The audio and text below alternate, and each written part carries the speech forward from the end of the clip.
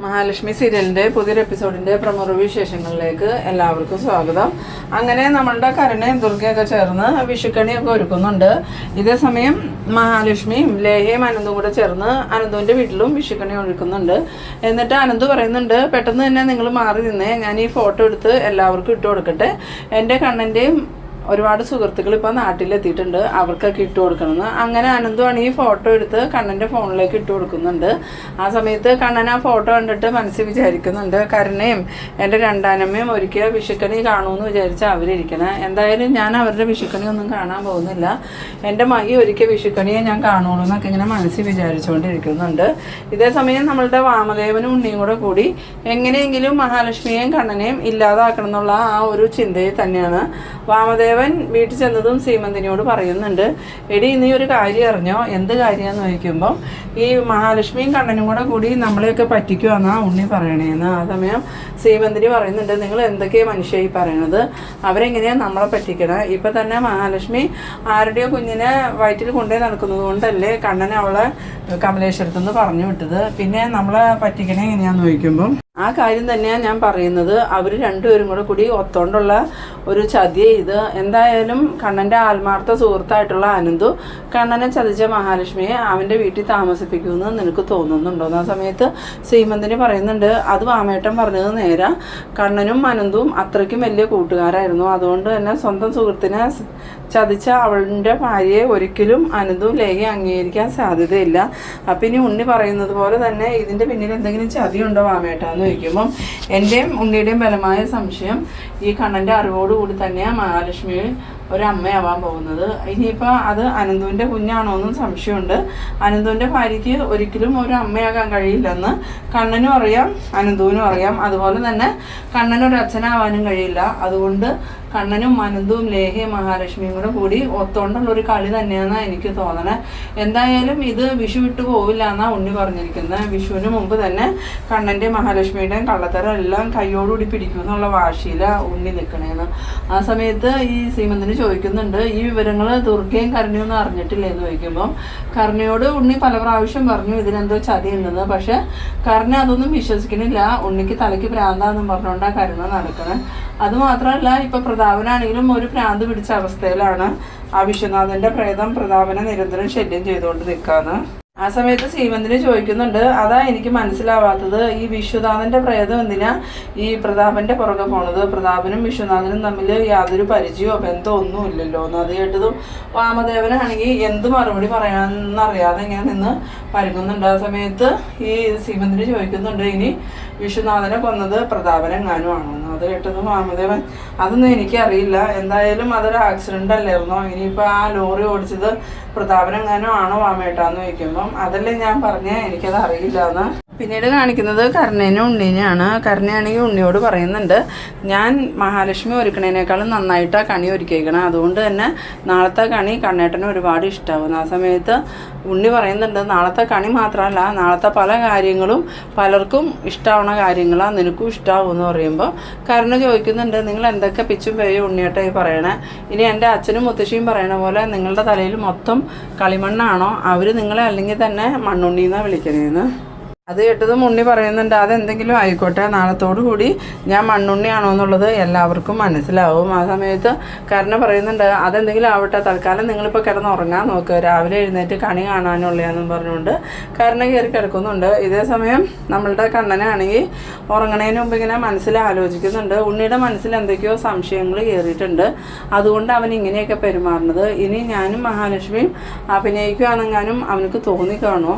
എന്തായാലും അവനെ ഒന്ന് സൂക്ഷിക്കരുന്ന്. പിന്നീട് കാണിക്കുന്നത് രാവിലെ തന്നെ അലാറം അടിക്കണ കേട്ടതും കണ്ണനാണെങ്കിൽ വേഗം എഴുന്നേൽക്കുന്നുണ്ട്. എഴുന്നേറ്റതും വേഗം തന്നെ ഫോൺ എടുത്തിട്ട് നമ്മളുടെ മഹാലക്ഷ്മി ഒരുക്കി ആ ഒരു കണി അനന്ത് ഫോട്ടോ ഇട്ട് കൊടുത്തത് കണ്ണനാണെങ്കിൽ അത് നോക്കി കാണുന്നുണ്ട്.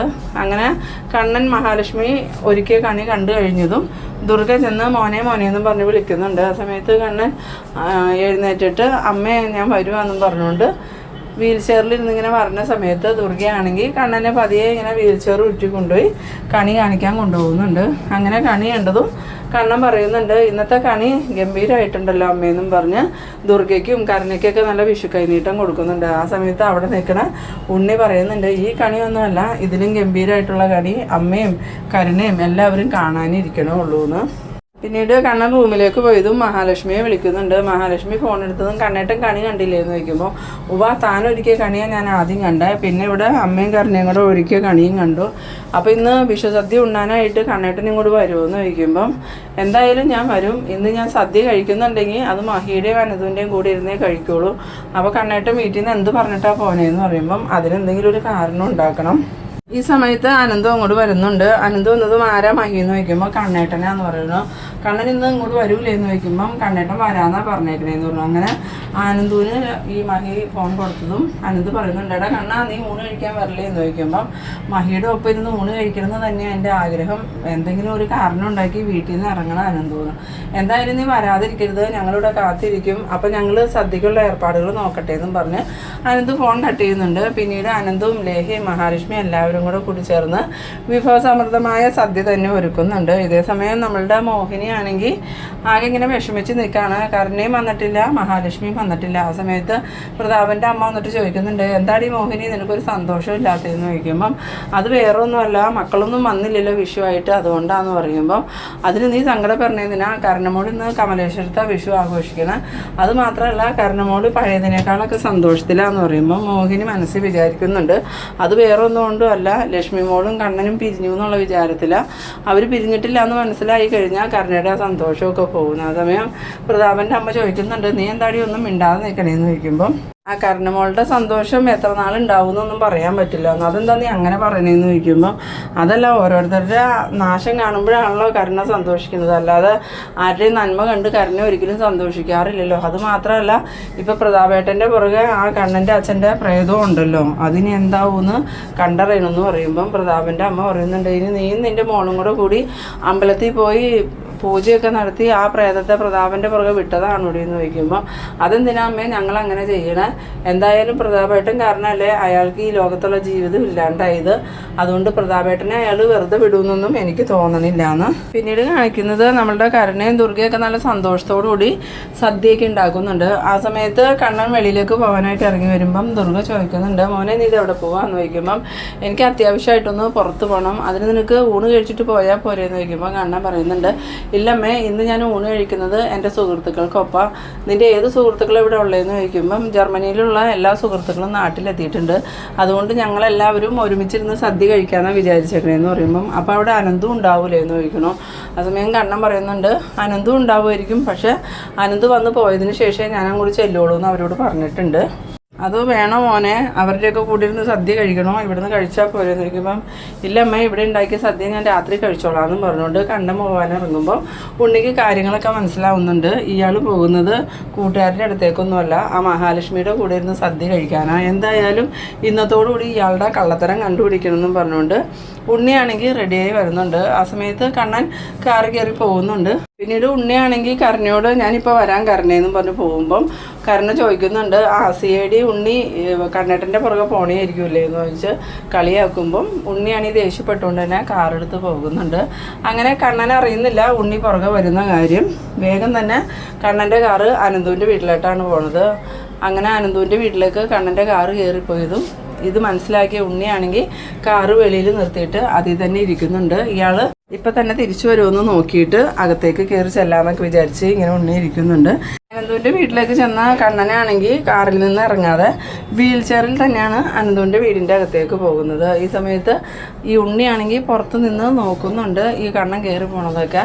അയാൾ എന്തായാലും അകത്തേക്ക് കയറട്ടെ, കുറച്ച് സമയം കൂടി കഴിഞ്ഞിട്ട് ഞാൻ അകത്തേക്ക് കയറി ചെല്ലാമെന്നൊക്കെ ഓർത്ത് ഉണ്ണി അവിടെ മറഞ്ഞു നിൽക്കുന്നുണ്ട് കേട്ടോ. പിന്നീട് കുറച്ച് സമയം കഴിഞ്ഞിട്ടും ഈ കണ്ണനെ പുറത്തേക്ക് വന്ന് കാണാത്തത് കൊണ്ട് തന്നെ ഉണ്ണി മനസ്സിൽ വിചാരിക്കുന്നുണ്ട് ഇപ്പം എന്തായാലും അവർ സദ്യ കഴിക്കാനിരിക്കുമായിരിക്കും, അല്ലെങ്കിൽ പിന്നെ ഇത്രയും സമയം അവിടെ നിൽക്കേണ്ട കാര്യമില്ലല്ലോ, എന്തായാലും അങ്ങോട്ട് കയറി ചെല്ലാമെന്ന് വിചാരിച്ച് നമ്മളുടെ ഉണ്ണിയാണെങ്കിൽ അനന്തുവിൻ്റെ വീട്ടിലോട്ട് കയറി ചെല്ലുന്ന ആ ഒരു കറക്റ്റ് സമയത്താണ് കേട്ടോ നമ്മുടെ മാർക്കോ അങ്ങോട്ട് വരുന്നത്.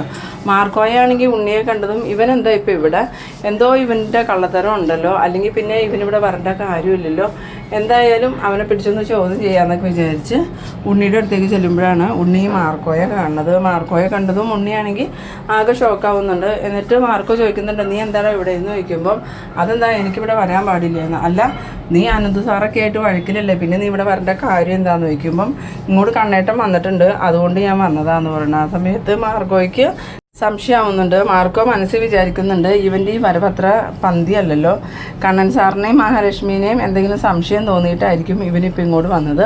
എന്തായാലും കണ്ണൻ സാർ ഇപ്പോൾ എന്തെടുക്കുവാന്ന് അറിയണം. അങ്ങനെ മാർക്കോയാണെങ്കിൽ നീ ഇവിടെ നിൽക്ക് ഞാനിപ്പോൾ വരാമെന്നും പറഞ്ഞുകൊണ്ട് ഉണ്ണിയെ വെളിയിൽ തന്നെ നിർത്തിയിട്ട് അകത്തേക്ക് കയറി പോകുന്നുണ്ട്. ആ സമയത്ത് ഉണ്ണി ഇങ്ങനെ മനസ്സിൽ ചിന്തിക്കുന്നുണ്ട് എന്തോ ഒരു കള്ളത്തരമുണ്ട്, അതുകൊണ്ടല്ലേ എന്നോട് അകത്തേക്ക് കയറണ്ടെന്നും പറഞ്ഞു അവൻ എന്നെ ഇവിടെ നിർത്തിയിട്ട് പോയെന്നും പറഞ്ഞ് ഇങ്ങനെ ദേഷ്യത്തോടു കൂടി പല്ലിറുമ്മിക്കൊണ്ട് നിൽക്കുന്ന ആ ഒരു സീനിലാണ് ഈ എപ്പിസോഡ് അവസാനിക്കുന്നത്.